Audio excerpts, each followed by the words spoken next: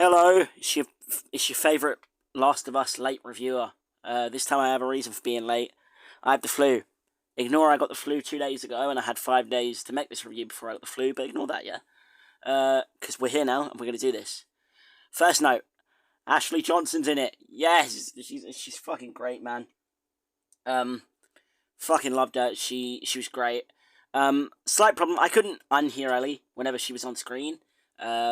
I didn't really have that problem with Troy Baker last episode. I think that might be because Ellie's voice is a lot more recognisable to me than Joel's. I don't know why, it just is.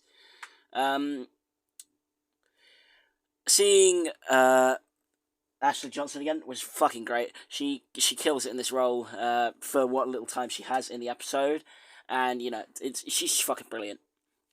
Guess who else is brilliant? Bella Ramsey and Pedro Pascal. Where have you heard me say this before? Oh wait, every review I've made for every episode. Luckily, this is the last time you have to hear me say it. Nonetheless, they're great. I think they adapted the giraffe sequence very well. Very random, but that was my next note. I couldn't really think of a segue into it.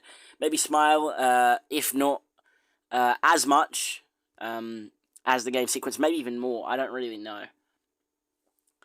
I love Ellie and Joel's chat by the giraffes, there's so much weight to it. It's performed amazingly. I really believe that these are people that are actually going through shit and not characters being played by actors. It's great. They're so believable, Pedro Pascal and Bella Ramsey. It's fucking brilliant. The same applies for the conversation about how Joel tried to kill himself. There are times where I genuinely believe this is a man who attempted suicide because he couldn't deal with the grief of losing his daughter, and not someone who's just acting and playing that role. They're fucking brilliant. They're both so good. My lord. When I watched them in the show, I just didn't see their previous roles. I didn't see The Mandalorian or, what's his fucking name from, Kingsman. I saw Joel. He was really fucking good, and I haven't seen Bella Ramsey in anything, so I didn't really have anything that I could see her as. The stakes are great, man. They play it really well. When Joel and Ellie get split up towards the end of the episode, I really feel my heart going. I'm like, oh no, don't do this to me. Don't split them up, please. I'm so sad. Like, I know she's not gonna fucking die. I know we have another season. That doesn't mean I'm not, being upset by it. Finally getting to see Marlene again, fucking great. She was as great as she was in the first episode. And I think she was in the second episode. I love seeing her more cold side, when she put it in such dead terms that Ellie will die and there's nothing Joel could do, and that's fucking great. We also see some compassion from her when she offers Joel's Ellie Switchblade. It's just great to see how fucking well developed she is, as well as in the games and shit. It's great. It's fucking great, and I'm glad that they made her such a in-depth character, considering how little screen time she has. And I think even people who haven't played the games will really like her character, despite her little screen time. Alright, I feel like I'm sort of just looping here, so I'm going to move to the next point. We finally reached a scene where the show changes from the games. I say a scene where they adapt a scene from the games and they change it slightly, like an important scene. It's the scene where Joel's being walked out of the hospital as Ellie's about to go into surgery and shit. In the games, Joel sees his bag being left behind and realizes they're going to kill him. That, combined with the need to save Ellie, kicks him into action. He shoots the guard twice and extracts the location of the surgery room before finishing the guard off with the third shot. It shows how fucking ruthless he is. He got the information he wanted, and yet he still killed him. It really shows how much he cares for Ellie, and I like that scene so much in the fucking game. In the show, Joel stops in a stairwell, having not seen his bag, and caps the guard twice without even getting the location. I still like the adaptation, but nowhere near as much as the games version events. I wish they kept it the same instead of making those tiny alterations that they did.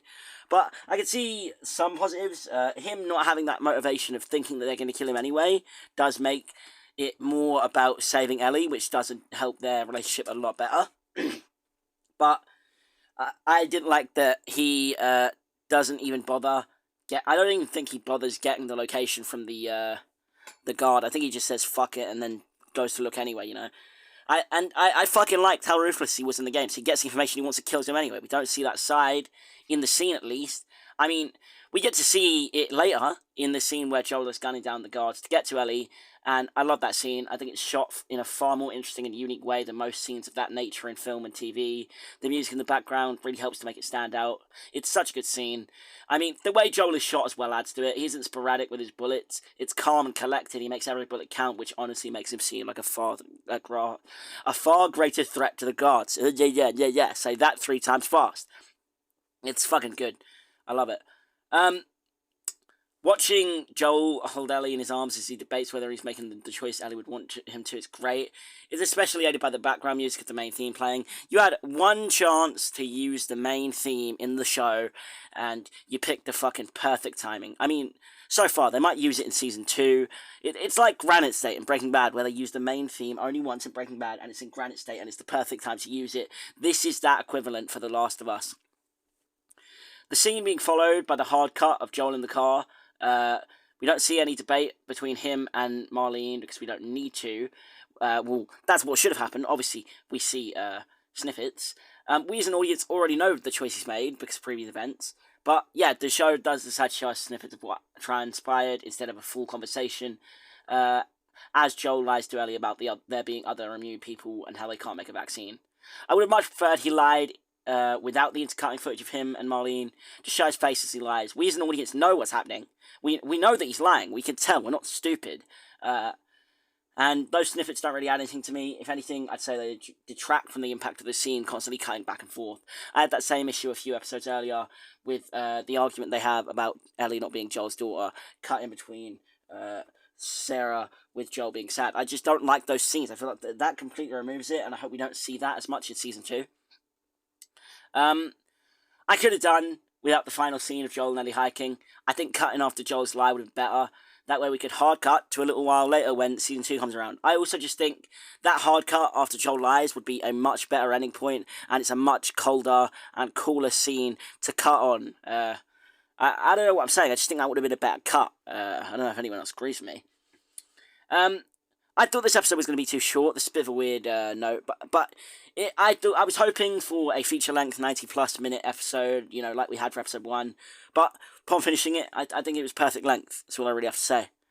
But anyway, that was my review for The Last of Us episode 9. What did you guys think of it? Be sure to let me know down in the comments below.